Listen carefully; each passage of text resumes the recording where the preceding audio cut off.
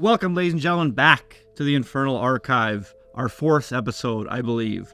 On this edition, we're watching a 1996 film called Thesis, made in Spain. I couldn't find any dub versions, so we'll be watching in its original language with subtitles. And I'll read the little Wikipedia blurb for you, as I always do. Thesis is a 1996 Spanish crime horror thriller film. It is the feature debut of director Alejandro Amenabar.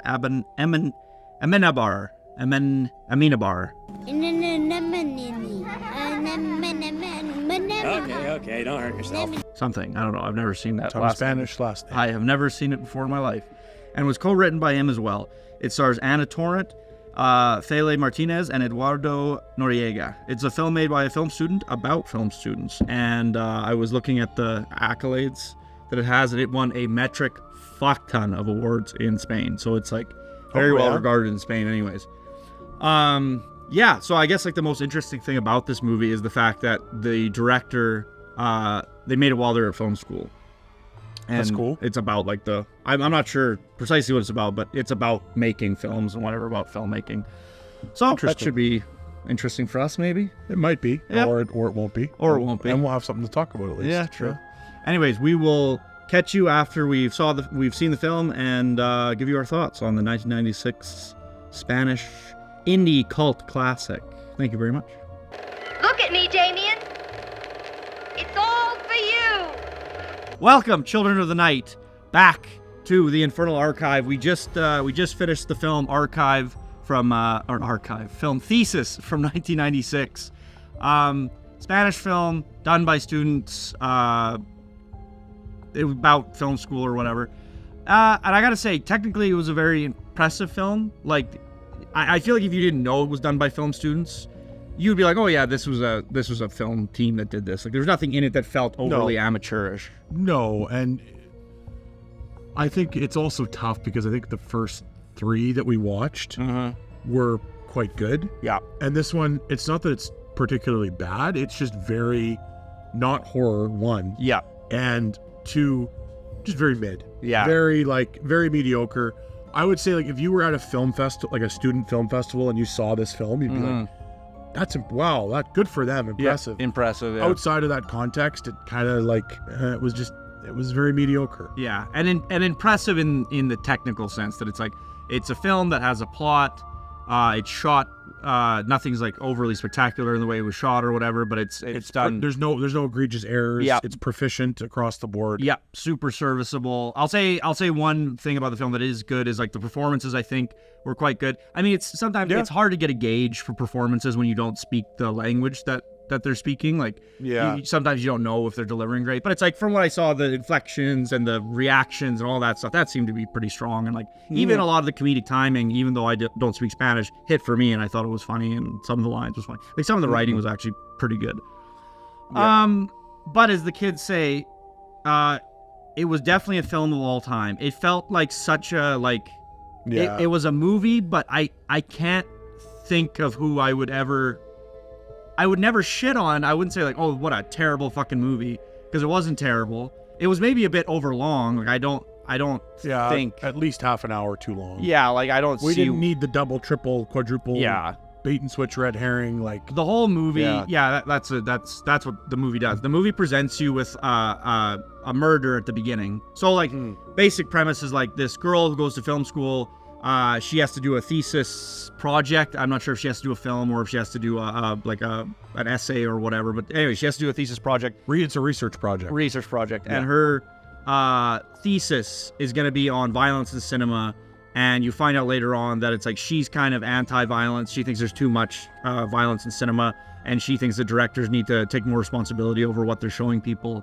And so she wants to watch a whole bunch of fucked up things to, I guess, inform her paper and something. Yeah, and just like research what are the boundaries of violence, was what I think what she, at the one point when she talks to the first professor who ends up dying right away.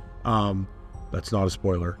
It's like first thing that happens. It's kind of the inciting incident, basically. Yeah. So when she's talking to him, she's like asking him to, what in the archives do we have that like pushes boundaries? Is it's like the most crazy thing that they're allowed to show, and that's when he goes, Yeah. Gets the tape from the archives, finds a secret hidden room, and then dies. Yeah. And that's the inciting incident. And she ends up finding her professor dead and then stealing the tape. And that's kind of where the whole thing progresses. It's there's definitely a major motif, I would say, of like the snuff film. Yeah. And like that's a through line kind of through the whole movie. And it's her and her weird, quirky maverick. I'm super into bloody, violent. I'm an porn indie and guy, shit. and I look fucked up stuff. And edgy Spanish guy, Spanish John Lennon. Paul's a big fat cunt. Yeah. It's them investigating and trying to figure out who are the people that are producing these snuff films And who killed their professor. and who killed their professor and whatever. And the thing, like, to go back to like that scene, well, just after that scene, after the professor gets killed, like we said, it's kind of the first big thing that happens in the movie. She poses a question to her weird maverick indie friend, and she says, because she's scared of the tape. Like she finds the dead body, she sees that he was watching a thing, and so she asks her friend, like, do you think a film could kill someone? Like, do you think it could be so shocking that it could make you have a heart attack or something? And so at first she's afraid to even watch it. And to me, that part was like, oh, that's an interesting question. I've thought of similar things before. I remember in the early days of like me enjoying horror and stuff, I always, the thought in my mind was always like, could you show somebody imagery that's so fucked up, so weird that it would permanently change the way they behave and stuff.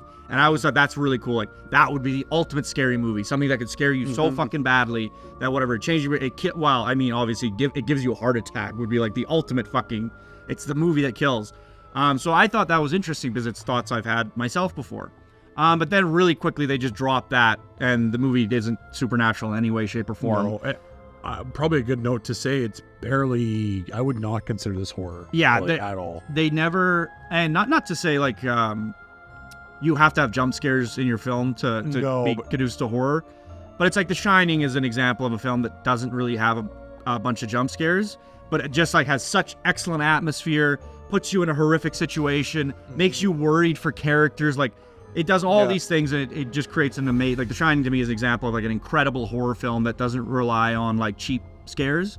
But this film doesn't try to scare you at all, really. Like, I'll say at the beginning, when like they'll watch one of the snuff films that they find, and you hear the girl screaming, and you're like, oh, that's kind of fucked up. Yeah. But then they describe what's happening, and I don't know if it's just like the fact that as an audience, people like us as an audience generally, we've seen so much violence in film that like, I'm like, yeah, it's fucked up. Like in reality, that would be fucked up, but for a movie that's like, we see like there's way more fucked up shit that happens in movies all the time. Yeah, like, that's not very shocking. Cue the other two movies we watched. Yeah, like that was way more frightening. And the thing is, they're telling you, they're not presenting it to you really. So yeah. So at the beginning, I'm like, maybe it's like a little spooky. But then the movie just is like, just people talking. Yeah. Very like slow investigative kind of stuff. And the characters make weird fucking choices throughout. And like things, it's like the plot should have ended here when you called the cops, but why didn't you fucking call the cops here? Yeah. And like that kind of thing, where there were definitely moments that felt very film school. In particular, the score was very... Oh, the score was very like film school. Way over the top. Yeah. I gotta say, like, the film came out in 1996, and I want to chalk it up to just being like whatever.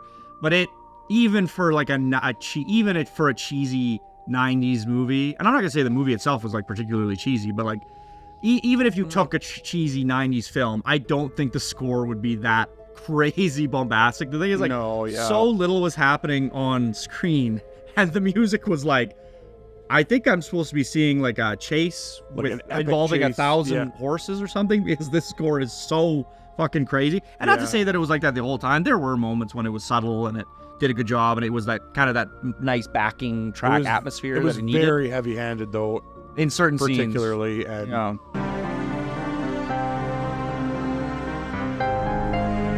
just generally, I think some like the writing and the plot was very like, you said it very well at one point when we were watching it, and the plot is very meandering, and it just felt like, get to the fucking point already. Yeah,